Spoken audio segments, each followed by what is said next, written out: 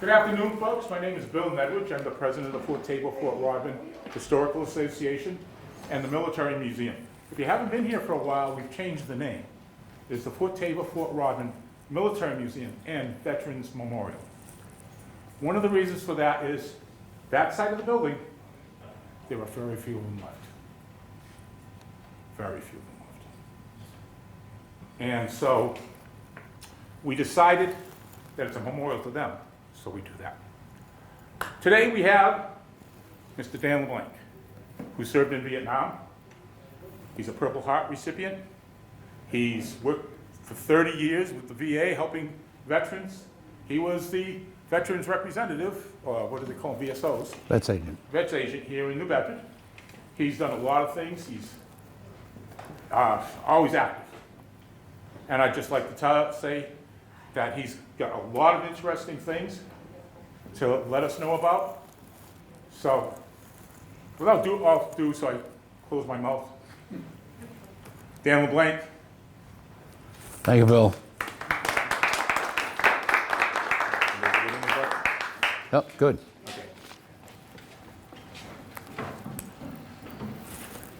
Okay. Thanks everybody for coming. It's weather's kind of lousy outside, and we've had, a lot of rain, and but it's starting to warm up. So as long as it doesn't freeze, so we can all get home safely. Deckhouse, my story. I want to thank first of all the Bill and the Military Museum for inviting me to come talk about my book.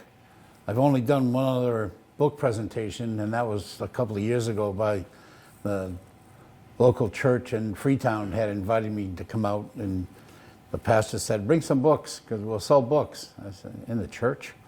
So I went and sat through the mass, very nice people, a lot of my neighbors, and sold all my books. I actually had to go home and get more.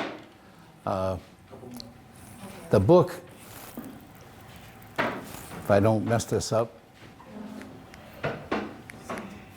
Okay, that's great.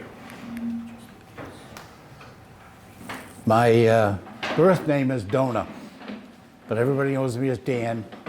My relatives call me Danny, so when people call me on the phone and say, hi, Danny, then I know it's a relative. But most of my friends know me as Dan, but my given name is Dona.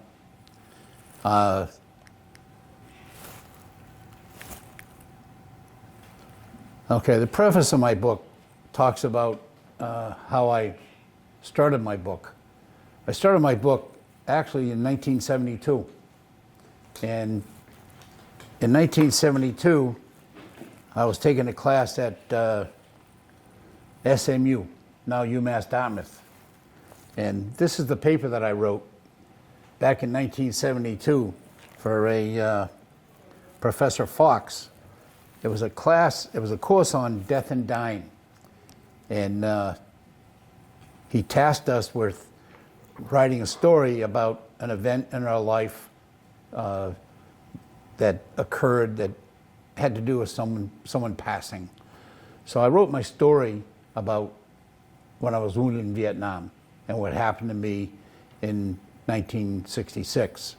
And that's what started the book, was this very short manuscript, which was, I got a B+ on it, which is probably the best grade I got in college.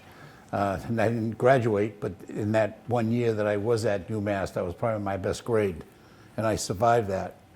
I shared that story when I started working in the VA. Bill said I worked for 3 years in the post office as a mailman, and when I first took the postal exam, I passed it with my veteran's preference, and I got a pretty good grade. And I got a phone call or a letter from the post office, New Bedford, inviting me to report to personnel for a job. This was shortly after my amputation in 67, 68, early 68. I went up to the post office, and the personnel manager took one look at me like this and said, we can't hire you. You only have one arm. I had an artificial limb, but no, we don't hire disabled people. So that was my first occurrence with discrimination as a amputee in 1968 while the war in Vietnam was still going on. I got very angry. I left. I got married in July of '68 and moved to California. I sent my the results of my application to the post office to an address that I was using at a friend's house in California. And when I arrived there, I had a letter waiting for me to report for a job in the post office.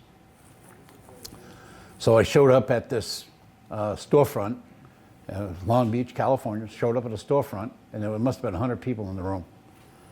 And the guy's name, who was in charge of human resources, his name was John Kennedy, a name familiar to those of us in southeastern Mass. In his spiel, his presentation was that if you're not right-handed in the post office, then you got to learn to be. So I raised my hand. He'd come back in the back of the room, and he looked at me and he said, "Is that service connected?" I said, "Yeah, it is." He said, "Well, you wait, and we'll call you up after we interview everybody else." That's my name. So the other 100 people got interviewed, and they all left. He called me up, and same thing. "I'm sorry, but we've tried to hire disabled people before, and it hasn't worked out, so we don't have a job for you." So I was very angry and left.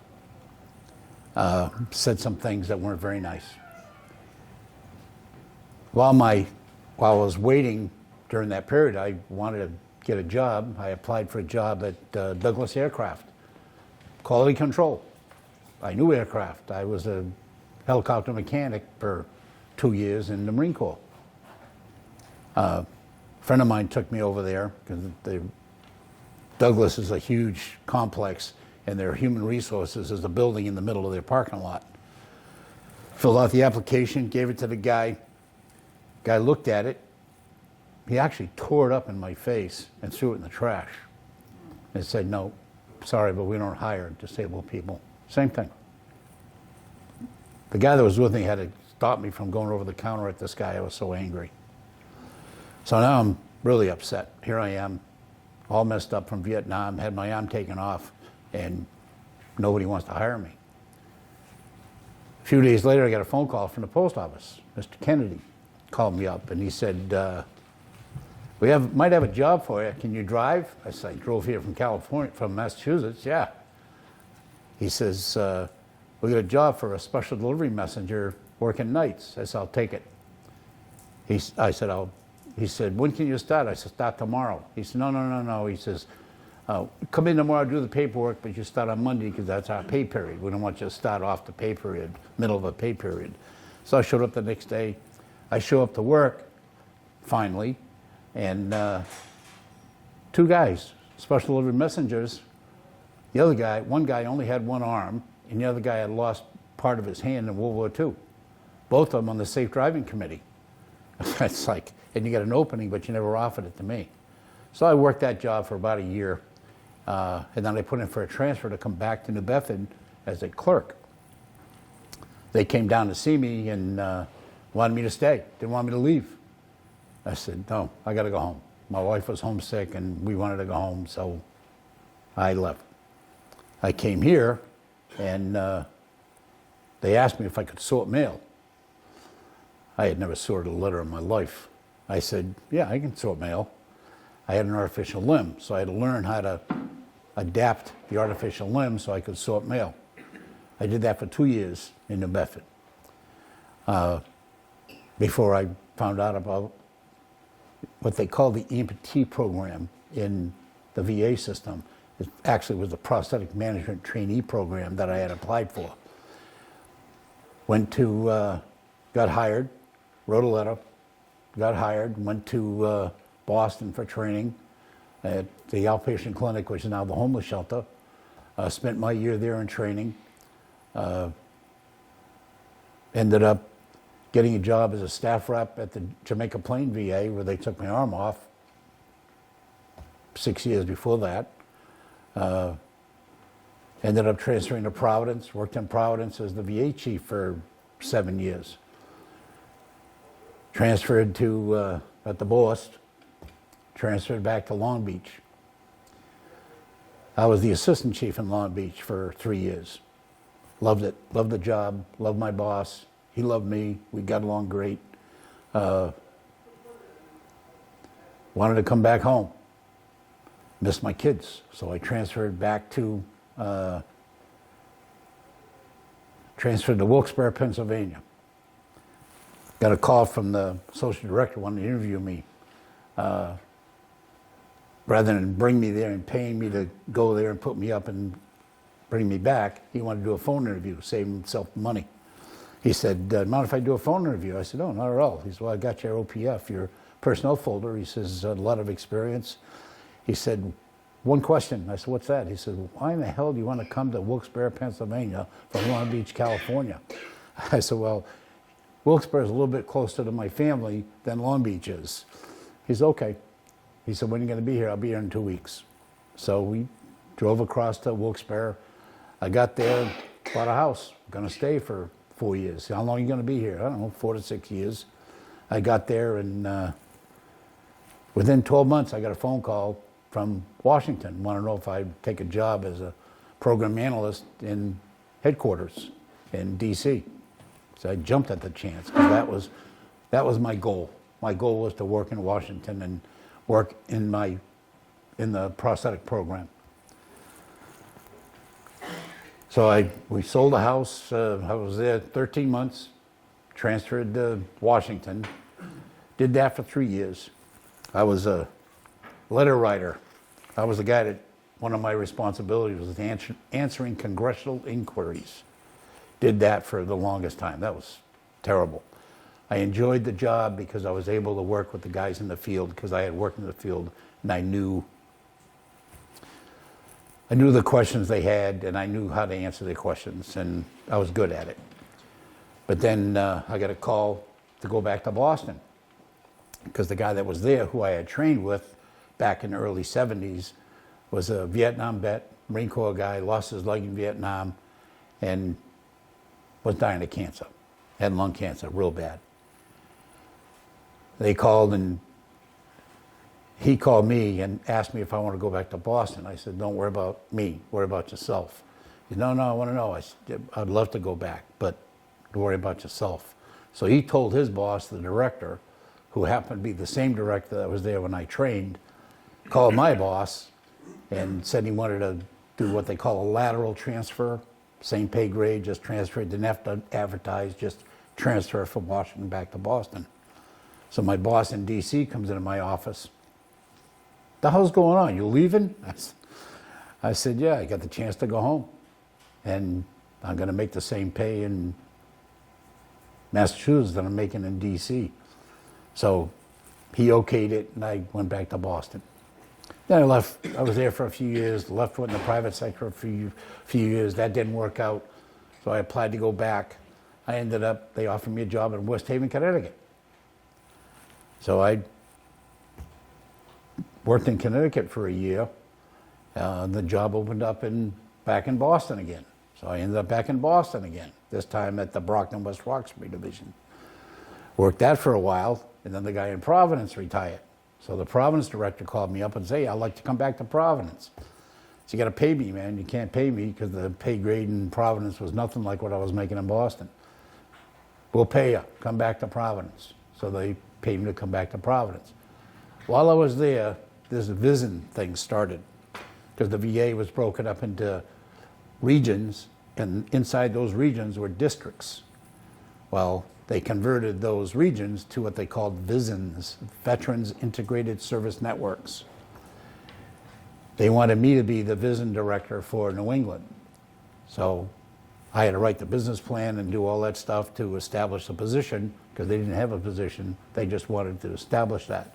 So they had that one person running the prosthetic program for all of the facilities in New England. So I got that job. I worked that job until 9/11. 9/11 hit because of my DC experience and my workload in New England. I was traveling, I was on the road probably 2 weeks out of every month. And when 9/11 hit, that was it.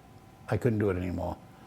So I got home, called my boss. There was a woman doctor in charge of the VISN at the time, Dr. Post. Nice lady. We had worked together in Boston, worked together in Providence, and then the VISN. I said, I can't do this anymore. I said, I gotta retire. I said, I'm all done next year. So the July after, that was my last day working for the VA. 27 years with the VA, 3 years in the Postal Service, and 2 years in the military. 2 years and 6 days, actually. I don't know if you know Roland Genren. Roland Genren passed away a couple of years ago, and just a great guy. Calls me up one day and says, Dan, why don't you put in for the Veteran Service Officer position in New Bedford? I said, they got an officer. He said, no, there's an advertisement in the paper for it. So back in the day when the Standard Times was more relevant in the community, I read the paper. Sure enough, there was an advertisement for a vets agent in New Bedford. So I applied. There was like 20 some odd candidates, and when they interviewed me in the city council, one of the questions they asked was if I knew the mayor, Fred Kalis. I never met Fred Kalis until he interviewed me for the job. I didn't know the guy because they thought I was politically tied somehow. And I said, I don't know anybody in here. I knew a couple of city councilors because they were neighbors when I lived in the city. So they hired me, and it was a unanimous vote to hire me. Because of that unanimous vote, and I didn't live in the city, I was one of these guys from outside the city. My house is actually 1 mile from the city line. But because of my background and my experience, they hired me unanimously, which meant I didn't have to go every year to get reappointed. It was an automatic appointment because of the vote by the city council. I did that for almost 10 years. I left that. State called Freetown selectmen and said, because they had a vacancy, and said, gee, Dan LeBlanc lives in Freetown. Why don't you look and see if he'll take the job? So they called me up, the selectmen, and I worked for Freetown for 3 years. And then I retired from that. Bob Klevecker is the vets agent in Freetown. I supported Bob, and he's a good BSO. But while I was retired, I got a call from Dick Spurlett, who was a selectman, former lieutenant or a captain in the police force here in New Bedford, was a selectman in Westport. Dan, how'd you like to come to Westport and be a full-time vets agent? I said, no. I'm retired. He said, well, look, he says, we need somebody to help us out until we get somebody. Can you give us some time? So I worked in Westport for 20 hours a week and helped the selectmen hire another veterans agent who was a good guy. And I finally retired. Now I work harder because I work for my wife. I'm a runner for my wife now. But that's a long story about my career in government, as it were. It wasn't until my father passed away in 1993. He died at 71. Then my mother passed away in 2016, and she was 91. My goal is to be 100. I've outlived my father. Now I want to outlive my mother. My father's father, my namesake, died at the age of 53. When my father passed away, well, actually when my mother passed away, it kind of stimulated me to look more into my family. This is all relevant to why I wrote the book. I knew my father was a prisoner of war in World War II. He was, during the D-Day invasion, he got captured shortly after D-Day in June. He was in Stalag 7. I got some stuff I'll show you on the slide. But after my father died, my mother was gathering a lot of my father's stuff and was going to throw away a lot of stuff. My daughter went to visit my mother and said, "Gee, you think Danny would be interested in any of this stuff that Pepe had?" Well, one of the things that we found, my daughter right away said, "Yes, Dad wants this stuff." I found my grandfather's green card, and I look just like him. It's a spitting image of my father's father. I also discovered that my father used to kid about when he was out in the sun, he'd always say that was his Portuguese skin, tanning. And my father was George Emile de Blanc, Frenchman. And I always thought I was purebred Frenchman until I discovered that my grandmother's unmarked grave, according to my father's sister, she was a Gregoire. Gregoire. That's on my mother's side, my grandmother's maiden name was Gregoire. I said, well, what are the chances? My father's mother was Gregoire, my mother's mother was a Gregoire. Well, in looking into the family history, I discovered that my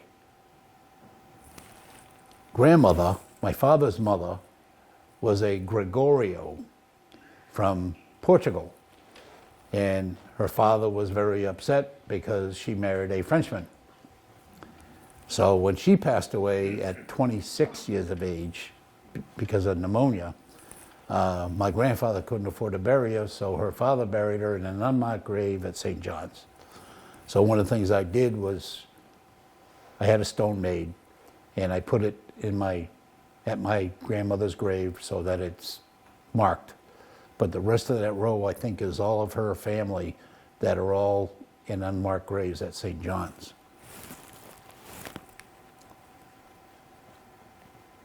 It was my retirement in '02 that really stimulated me to start my book from the manuscript that I had originally written.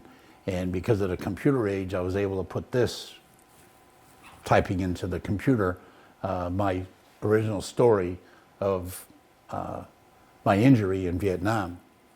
At the same time, it helped me to deal with my combat experiences, because I always felt that when I got back from Vietnam, I wanted to get right into work and put Vietnam behind me.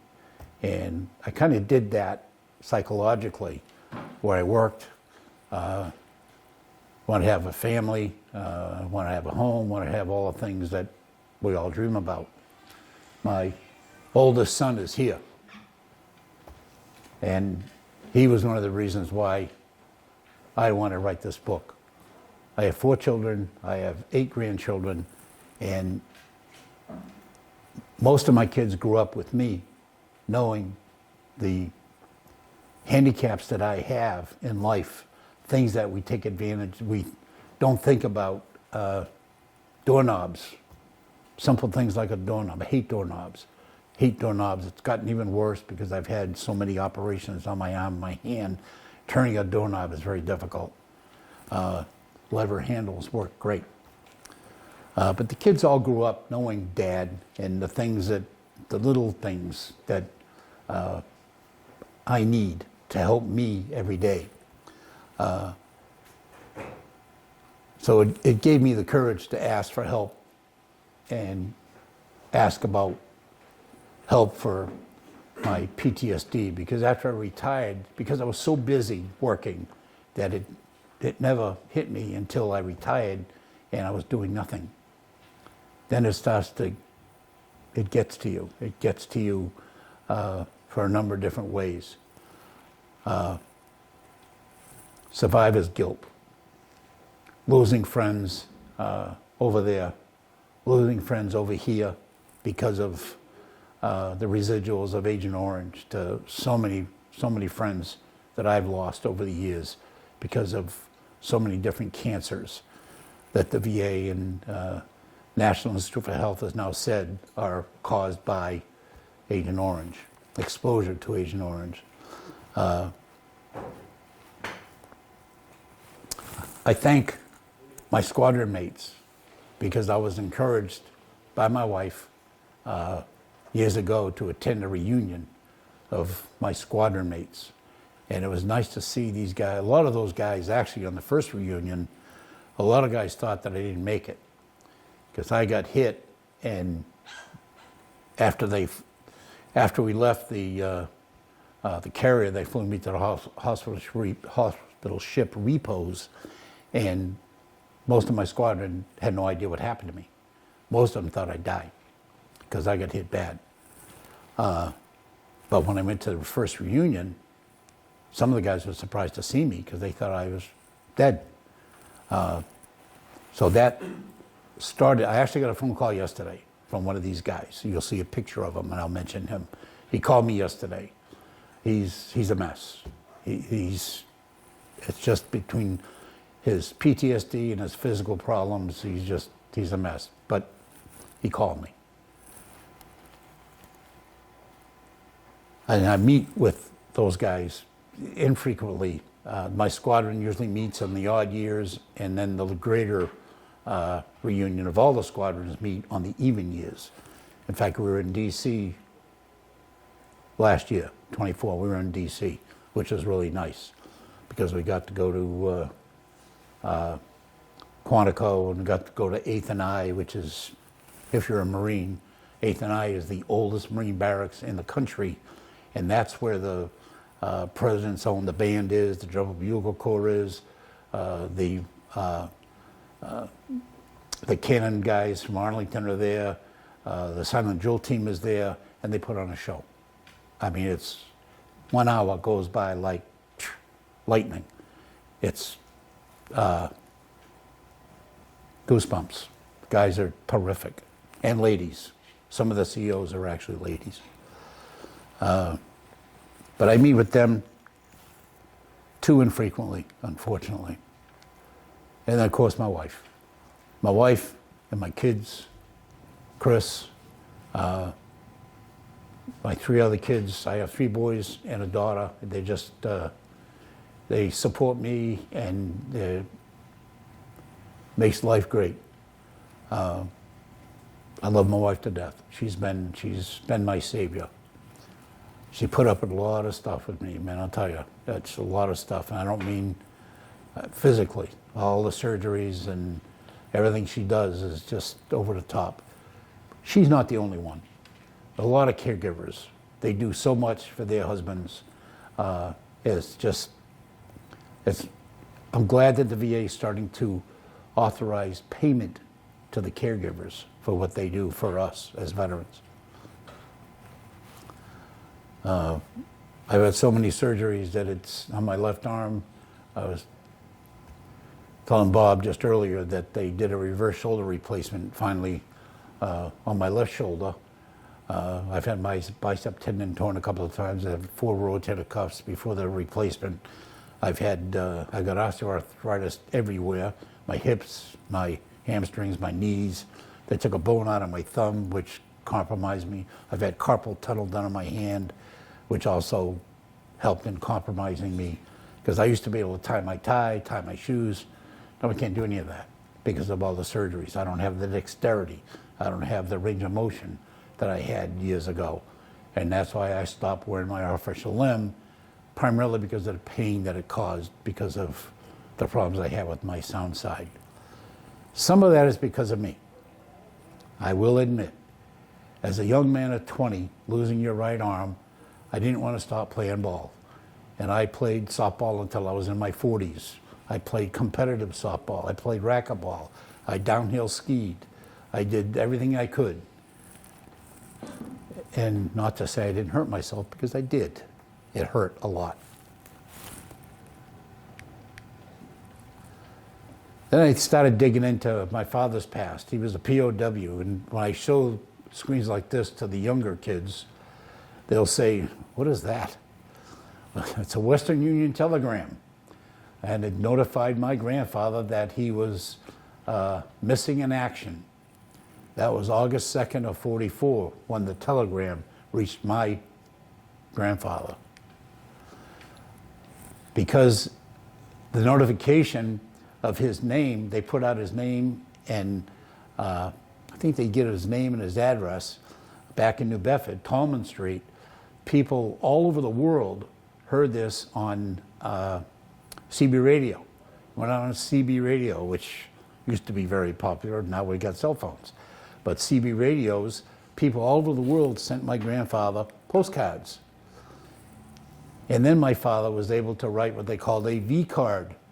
That was December 1944. That's the front of the V card, and that's the back of it. It's hard to read. But that's a note from him to his father telling him that he was alive and he was well. He was in Stalag 7. He was captured in St. Marie-Église, France, and they had him in prison camp, Stalag 7. Didn't talk to my dad a lot about his incarceration, but I remember him telling me a story. Actually, I overheard a story because I was probably 10, 11 years old, listening to him talk to another veteran. And he was telling him that the camp wasn't held by German prisoners, it was held by French sympathizers.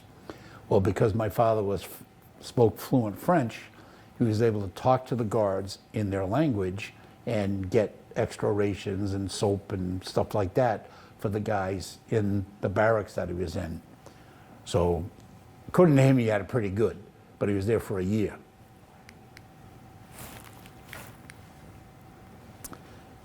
When he got liberated, the Americans took him to Moosburg, Germany. The camp was in Moosburg, Germany, but they took him to Camp Ramp. He was liberated in May of '45, almost a year later. Then when he came home in July 6th of '45, he married my mother.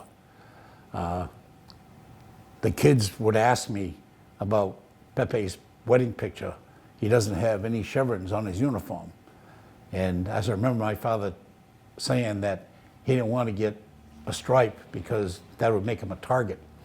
So he always turned down any kind of promotion. He went in as a private, he got drafted in the Army, and he came out as a private. Now my story. I graduated from New Bedford High School. That's the picture on the left. 1964.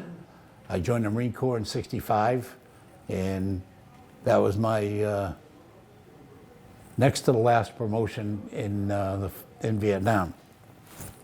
I got promoted after I got back from Vietnam. That's my enlistment. I enlisted on February 25th, 1965. Geez, I found this the other day. Isn't that a scary looking picture? That's my boot camp picture of my boot camp ID card. Yes, I did save it. They just cut out the number, but I saved it. I served. I went to Parris Island on February 27th. It was it was like today, it was freezing cold.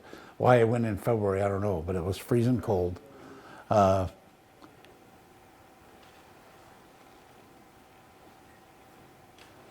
I graduated from Parris Island May 13th of '65.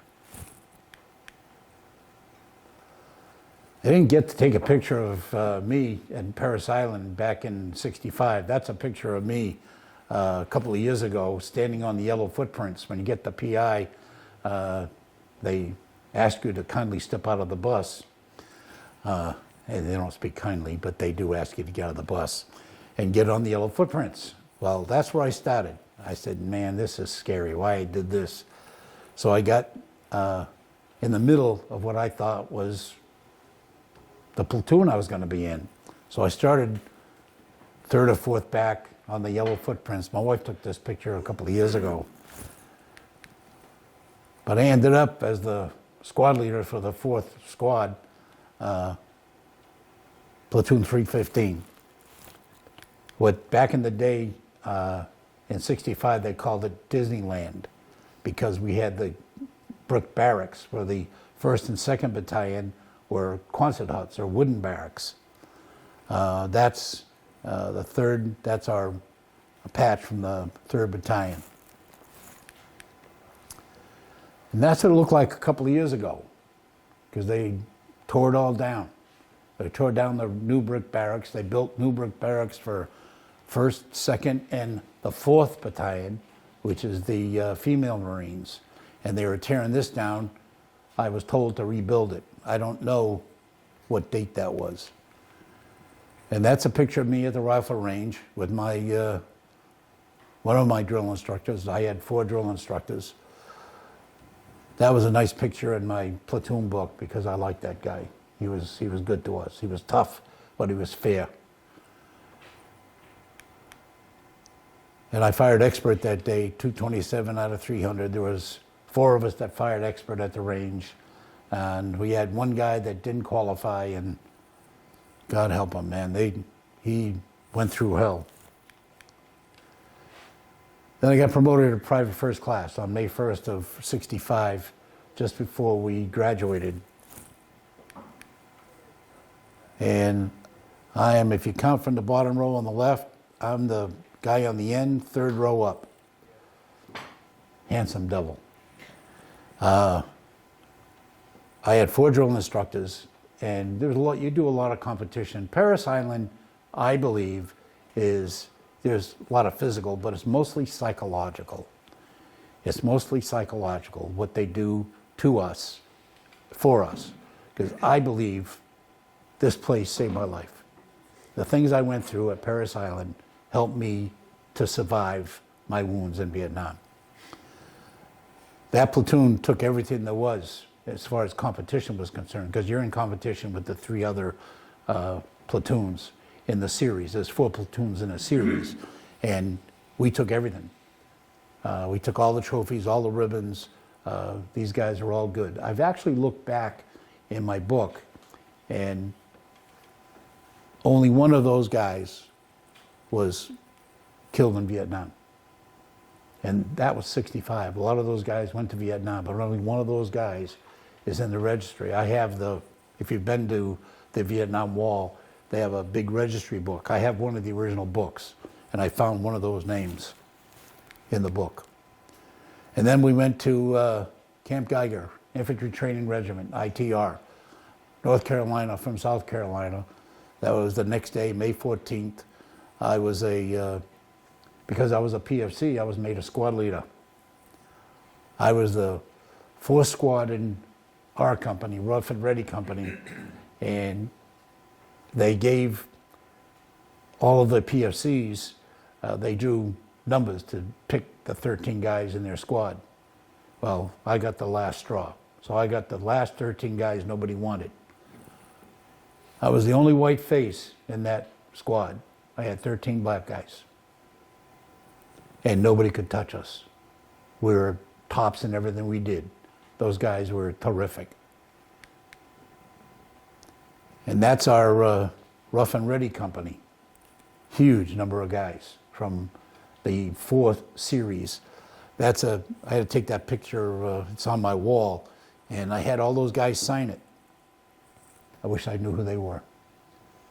You know, never back then wasn't concerned about addresses and names and all that stuff, but they all signed that thing. All my squad mates. And then my first duty station was Naval Air Technical Training Center in Millington, Tennessee. Aviation Mechanics School, July of 65. October 1st of 65, my first class graduated, my first Aviation Fundamentals, Class A school. December of 65, reciprocating engines. They don't exist anymore. This was a UH-34D reciprocating engine aircraft that I flew, not this one, but a model of it, in Vietnam. We trained on a UH-19 helicopter. You'll see a picture of it here in a minute. When I got to Vietnam, that's the helicopters we flew in, because the 19s were helicopters that they flew in Korea, but that's what we worked on. Same 9-cylinder reciprocating engine, pretty much same, but just a upgraded, was an upgraded model. February of 66, my basic A school, I had a hard time getting out of school. here. Testing wasn't my thing. And it was kind of like going to vocational school where you got shop time and you got school time. Shop time was easy. I could break down a motor and rebuild a transmission, but I couldn't pass the test. But I finally did graduate because I knew I had to graduate. So if I didn't graduate, I'd be one of those guys on the wall over here. Those are the 23 guys that were killed from New Bedford in Vietnam. 2 of them were good friends of mine. There were 21 of us that graduated. That's a 19 in the background, a helicopter. There were 21 of us that were all reciprocating engine mechanics. See, there was a couple of Navy guys in front. And out of that class, 10 of us, reciprocating guys, went to Vietnam. The guy, let me see. I'm the guy in the back row in the middle, handsome double. The guy in front of me and one over to the left, Bob Meza is the guy that called me yesterday. He was with me in Vietnam. We were in the same squadron together. The guy in the picture to my left, the tall guy, I've met up with him. He was in my squadron. We met at a reunion. And the guy in front of him, second from the right on the bottom row, he and I have met also at reunions. So there's 4 of us that from that group. There's 2 or 3 of them that we don't know what happened to them. They're not on the wall. We have no idea. And that's the barracks I was in Memphis. That was my barracks mates when we left Memphis. Home on leave in December of '65. First time I was able to wear my blues. I got blues out of PI. And then we went to California, escape and evasion. Camp Lejeune. We were there from January to April. That was difficult. This was a newspaper article that appeared the week I left. It was April 17th of '66 when I graduated from Geiger. That was page 2. I couldn't put it all on one screen. This guy, the British Royal Marine, was the commandant of the prison camp.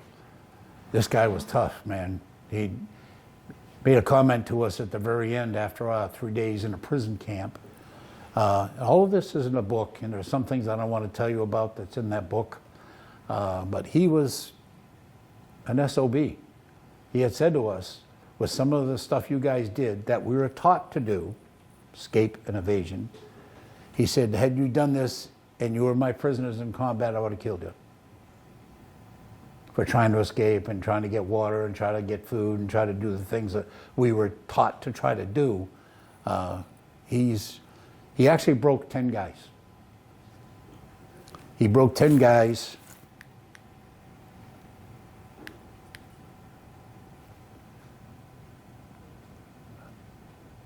That's a tough picture.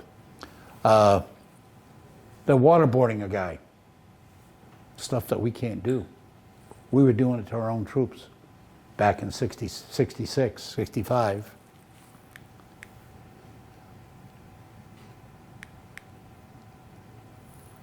I got to Vietnam. My first 30 days was mess duty. And I worked at what they call the burn shack. And we did those are what they call submersion burners. The burn shack were a gas, compressed air and gas unit that they put into the ovens in the mess hall to warm up the chow. I worked in the burn shack that started all these things up. And we also had to do the submersion burners, which was kind of fun early in the morning at 4 o'clock. What you do is that can that sticks out has got gasoline in it. What you do is you open the spigot a little bit, drop some gas, then you drop before you put the top pipe up, it's got a short pipe. You got a long metal rod with a flame on it. You drop it in and it lights off the gas to start the burners to boil the water. Well, when you start it, it shoots off like a rocket.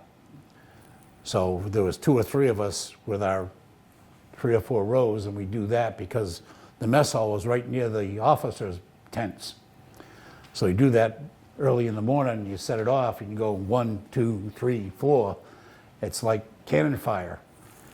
Officers weren't very happy with us. We were told we had to stop doing it.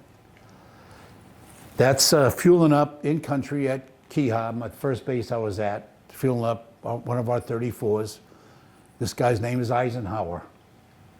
We called him Ike. That's the crew chief outside the helicopter, and the mechanic is inside the window because he's looking at this. You have what they call an auxiliary power unit, and he's starting up the helicopter because he's got a fire bottle in his hand, and he's starting up the helicopter just to make sure we don't get a fire because the APU is inside the plane to start the main engine.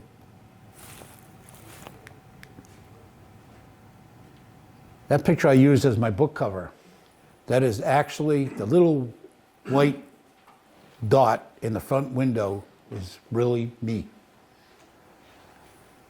This was a picture taken around that August time frame of '66 at a reunion in the 90s. One of my squadron mates said to me, he said, "You flew Yankee Zulu 6-4. I said, "Yeah, why?" He said, "I got a picture of you." I said, "You do?" He said, "Yeah. I was your wingman one day." We all carried a camera of some kind. I had a Brownie movie camera. He took that picture. We had just done that troop insertion, and we were leaving the zone, and he was my wingman. He said, "I got a picture of you." So I asked him for the copy. He sent me the copy of the picture, and I used it as a cover of my book. But that is really me in the front window. That's the window I was standing at when I got hit.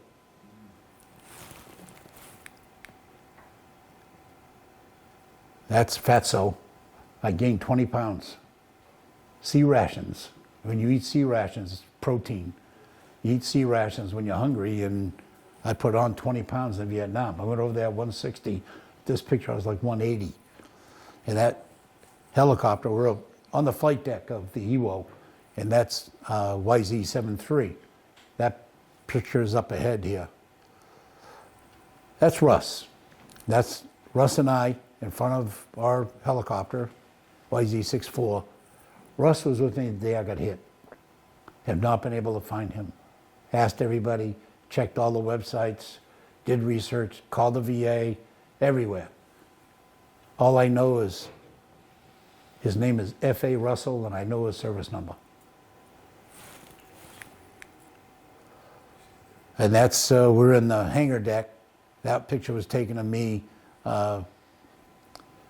Had to do some maintenance on the 9-cylinder reciprocating engine. That's we're loading the 3rd Battalion, 26th Marines. One of those guys is in this room right now. He was a mortarman in Vietnam. We didn't know each other. I was on the helicopter. He was one of these guys carrying all his junk with his mortar. We met up years later at the coffee shop. Now we're tight. This is a picture of a supply drop, and we never did that really, but you can see the sea rations flying out of the plane. That picture was taken by a grunt on the ground who wasn't really happy with the air wing guys because they threw all the boxes out of the plane. We always sat down. What we do is we stack up the boxes in the door, so as soon as the tire hit the ground, that stuff was out the door and we were out of there. It was like 3-4 seconds. But these guys decided it was faster to just throw the stuff out. That's either sea rations or it's ammunition in the wooden crates. I think they have one around here somewhere.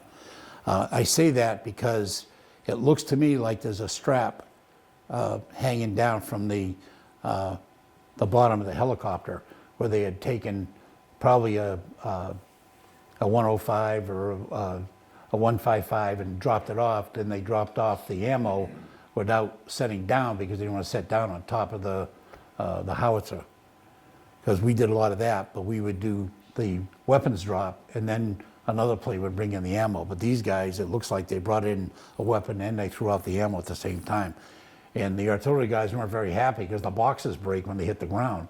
So then they got to carry the boxes, and what they do is back in the day, they used to burn all that stuff after they fired the weapons because they didn't want the NVA or the VC to get a hold of any of the stuff that we left behind. We did troop insertions. Marines were easy to get out of the plane. They were in a hurry to get out. Harvins, the Vietnamese, weren't always in a hurry. They didn't want to leave the plane a lot of times, at least in my experience. And medevacs. Did a lot of medevacs. And that's Yankees Zulu 73 doing a medevac. I got hit trying to do a medevac. And we've been out in the bush. I sat out in the bush flying as General Westmoreland's wingman because they didn't have another helicopter available when he wanted to go visit the troops. So we flew as Westmoreland's wingman and sat down out in the field. And that picture, that's not me. That's not my plane. But it reminds me of what happened. They're shut down. And if you notice, they're at an angle down towards the tail. The base of that plane has 3 fuel cells. And in order for you to start the motor on that plane, the back end of the plane's got to be higher than the front end of the plane, because as the fuel cells empty, when you're flying, it flies at an angle. They all move, all the fuel goes to the front. When you set the plane down at an angle, all the fuel goes back through the fuel cells back to the back. So you really can't start that plane because there's no fuel in the front fuel cell. We were in that situation after Westmoreland left us hanging. We couldn't get the plane started. So we're sitting there and the pilot says, well, we'll stick the CO2 down the exhaust port and it's got to be a fuel block. Can't do that. It blew the motor. Now we got to pull the motor out because you can't start the plane. So we're sitting on a rock looking at the plane surrounded by a bunch of Army guys. And I'm looking, I see this. So I says to the mech that was with me, I said, we got to turn the plane around. He said, what do you mean? I said, look at it. All the fuel's in the back end of the plane. We get the tail up to get the fuel back to the front of the plane. So we went over to the Army guys and said, hey guys, you got to help us turn the plane around. You know, they thought I was joking. So what do you mean? Just start it up and leave. No, we can't. You got to turn it around. So we got it up on a couple of rocks where the tail wheel got up on the rocks. That's all we got to do. So sure enough, it started right up and we flew. Flying back to the ship, the pilots after every flight, they make notes in what we call the bitch book. They write things down that they thought were wrong with the plane, and we'd have to fix it. And we'd have to fix it and answer what they wrote. We get back to the carrier and the pilot writes, bad fuel boost pump. Nothing wrong with the fuel boost pump. It's how you landed the plane. So here I am in a flight deck with the red flashlight. I had heat rash all over my body. Have to take off the cowling to get to the fuel boost pump. And because they had tried to start it, it was full of fuel. So as soon as I took the cowling off, I got dumped with avgas. I replaced the pump. There was nothing wrong with the pump. I replaced it. And I made a note in the book that we replaced the pump, pilot error. My squadron leader come down to me and said, Dan, you can't say that. I said, yes, I can. I did. What are you going to do to me? Send me home? That is my plane. We took a round through the clamshell. It's down in the bottom left. Oh, it's right there. Took a bullet hole, had no idea until we got back to the carrier that we had gotten hit. The guy was a lousy shot. I wish the guy that shot at me was a lousy shot. That's me cleaning my M60 machine gun. Great gun, never jammed. That's me with my, if you notice, I've got a pistol belt on. I had the only pistol belt in the squadron that had rounds in the front, because we used to wear it John Wayne style, because if I flew the window like I did, I didn't want to wear it on the right side, even though I was right-handed, because of the ARVNs, they'd steal your weapon. So we kept all of our weapons on the opposite side to the Vietnamese. I was taking a nap. That's the Princeton, the LPH-5. My squadron went over on the Princeton in 65, late 65. They were part of what's known as Shoe Fly. That was the first Marine mission in Vietnam, was Shoe Fly in 65. I got to Vietnam in February of 66 as a replacement for guys that were rotating back to the States. But that's the carrier in July of 66. We rotated aboard the Princeton on the 4th of July. I have proof. As I looked everything up, I was able to download a lot of stuff that's been declassified by the Navy. That's our squadron. We went aboard on July 4th and went to Subic Bay. Rotated from there to the LPH-2, the Iwo Jima. We were on the Princeton early on the Iwo, we had the 1st Battalion, 26 Marines, and we did a couple of missions with them, and they lost a lot of guys. We ended up rotating, after rotating on the Iwo, we went up to Subic Bay, and we picked up the 3rd Battalion, 26 Marines. The Iwo Jima, this Iwo Jima was a converted carrier from I think it was a tanker before it was a carrier. And then July 14th, 93, they decommissioned it, and that's a picture of it at the Pennsylvania, the Philadelphia Naval Yard. It was struck from the registry in September of 93, and it was sold for scrap in 95, after 32 years of service in the Navy. It was a good carrier.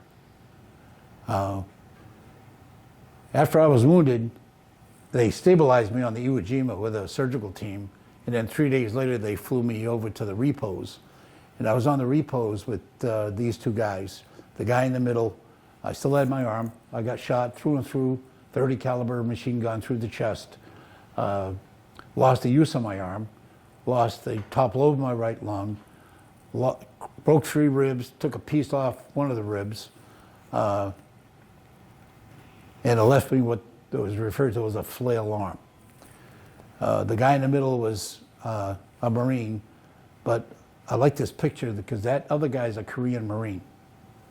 This guy got burned from head to foot with gasoline. And when I was able to finally get off the chest pump they had me on here on the repos, I was able to go to the can on my own instead of doing a bedpan and a urinal. I hated that. His bunk was right next to the bathroom. And I would walk by his bunk and they'd be putting gauze with saline on his burn wounds and peeling off the skin. This guy would lay there and not say a word, not a word. And they'd peel off his skin, put on gauze, put the saline on, peel it off every day, every day. I was there from the 18th to the 29th of October because they did try to operate on me, which wasn't successful. But we were finally able to get up and get out. All this guy could say was, kill VC. All he wanted was a pair of boots and a uniform. That's all he wanted. Just give me another pair of boots, another uniform. Go back in country. The gasoline that he got burned with was, they were trying to get VC out of a hole, and he was the guy that threw a container of gasoline in the hole, and when the guy shot to let off the gasoline, he wasn't far enough away from the hole, and the guy shot too soon, and this guy got caught in the blast of gasoline. And then when we left the repos, I ended up October 30th in 66. We went to, I think we went to Manila first. No, I went to Guam first. I was there a week. If you notice, they put my arm in a cast. Big mistake. They put my arm in a cast. But what that did, even with the sling, it was so heavy. When I was on the repos, they operated on me to try to fix the damage. They couldn't do it. So I had sutures in my shoulder. They broke my shoulder to get into my chest. So I had sutures, and when they put the cast on me, it was so heavy that it was so hot that you sweat like crazy. In Guam, it would rain, and then within 5 minutes, it was hot. Just like Vietnam. It was very tropical. I got infected. I had green ooze coming out of my shoulder because it got infected because it opened up the surgical site. So I was on another medication, but I had to stay down. After that, I went to Manila. I got stuck there in an army hospital because Lyndon Baines Johnson was going to go visit the troops in Vietnam the day I hit Manila. So no planes were leaving or flying into Manila. So I got stuck in Manila with 3 Korean Marines that couldn't speak English and me. I learned then that Coleman on the repos can give narcotic injections. Army medics couldn't. So I'm on this Army medical barracks screaming for medication. I was on Demerol every 4 hours. Demerol every 4 hours, man. Great juice. Knocked me right out. I couldn't get any. The pain was excruciating because I couldn't get an injection, and I found out you got to wait for the nurse because the medics couldn't do it. The picture on the left is when I got my Lance Corporal in country. The picture on the right top is, that's me at my sister's wedding in November of 67.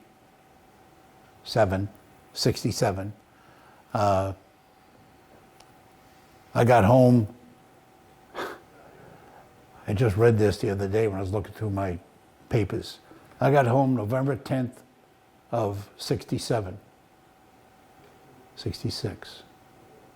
I'm losing track. I got home on the Marine Corps birthday.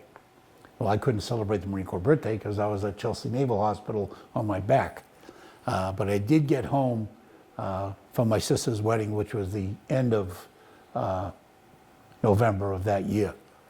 And then that's a picture of me sitting in the door of my aircraft with my M60. The window in the background is the window I was standing when I got hit. So I'm really holding the crew chief's 60, my 60's in the window. That article right here is an article I took out of, I think, the Navy Times, Army Times, out of the Army Times that was sent to me because it talks about Army crewmen who flew in combat are all susceptible to post-traumatic stress disorder. This is a doctor that treated a lot of guys who served in combat. It was significant to me because I was rated at 20% for post-traumatic stress. That's the article in the Standard Times, front page article in the Standard Times of me coming home. In my book, I have copies of pictures of that and pictures of that escape and evasion. In order for me to publish the book, the publisher required me to get permission from the San Diego Tribune and the New Bedford Standard Times in order to put the pictures of that article in my books. The San Diego Tribune had been sold and bought and sold by a number of different companies, so I wrote to the editor of the guy that owns the paper, and he said, 1966, it's not a problem. Just use it as much as you can, as much as you want, not a problem. Okay, so I had an email back from him, and fine. It took me, I bet you, a year to get permission from the Standard Times to use that article because they're down in Texas now. I finally reached out to a guy I knew in the Standard Times, one of the guys that writes for the paper. Can you help me with this? I can't get them to. So he calls and he talks to the woman down there and he says, you know, this article's probably older than you are. She said, well, I got it, but it's got to be signed off by the attorneys have to give permission. He said, what are you talking about? This is an article about him. He wants to put it in his book. That's all. Next day I get a thing in the mail from the attorneys, no problem, use it. But it took almost a year to get him, Standard Times, to get the article pried out of him. Oh, the nurse in that picture is now deceased. She hated Marines. She was a pain in the backside. She hated us with a passion. And when the Standard Times showed up to take that picture, I was mortified because the one nurse that they had was her. Could have been any other nurse on the ward except her, but she wanted her picture in the paper. I know she's dead because when she got out of the Navy, she went to live in Pennsylvania, and somehow I located her because I got her name off this article, and she died. I don't know if any of you remember Frank Robinson. Robbie Robinson came to visit me in Chelsea, and he was one of my 2 recruiters. He sat on my bed and he cried. And he said, I can't do this anymore. I can't keep sending young men to fight. I should be going. Well, he did. He volunteered for Vietnam, and he was killed in action in 1967. He's buried in Derry, New Hampshire. One of the places I want to visit is his grave. The other recruiter, I know Ronnie, remember this guy, First Sergeant Frank Cooper was the other recruiter in the office when I enlisted. This guy was one tough SOB. He was at one of our last reunions, he was doing push-ups at 80-something years old. He looked like he was 20. I mean, the guy was in great shape. My Marine Corps League detachment did a ritual at his wake at Saunders out in, I think it was Mattapoisett. And he's got 4 kids, 3 boys and a girl, all enlisted in the Marine Corps. And I think his daughter was either a captain or a colonel or something. She was an officer anyway. Well, I went over to the family and I said, would you guys mind if we sang the Marine Corps hymn? That was the first time we did it. I said, would you mind if we sang it? She's not at all. So we sang the Marine Corps hymn because one of the guys that works at Saunders is one of our Marine Corps League guys. And there must have been 16 or 18 of us there. And we sang the Marine Corps hymn. There wasn't a dry eye in that room. I'll tell you, not even with us. It was, we visited him at, where is he, Sacred Hearts? Ladies Haven, Our Ladies Haven. Went to visit him up in the room. I walked in, I was the first guy in the room. I walked up to him. I said, Sergeant Cooper, how you doing? He says, Marine Corps League's here. He looked up, opened his eyes, gave me a salute. I couldn't stay in the room. Nice guy. Then I lost my first sergeant 3 years ago now. It'll be 2.5 years ago. He was my first sergeant in Vietnam. We called him the second sergeant because he really wasn't the first sergeant, but when the first sergeant left, we called him the second sergeant because he was a gunny at the time. He retired as a master sergeant. We hooked up at reunions. Him and his wife and me and my wife would go everywhere together. And then he came down with cancer. Okay, I gotta wind it down. I lost him a couple of years ago. My corpsman on the repos, I lost him too. I did his funeral at the VA in Providence. That's where he died. Jesse Brown, don't look at the Kennedy. Jesse Brown was administrator of the VA when I was working for the VA. One of the good, better guys. He was top shelf. And that's me as the Vision 1 prosthetic manager. That's my professional picture when I didn't have a lot of facial hair. And that's my comfort dog. That's Casey. Thank you all. Simplify.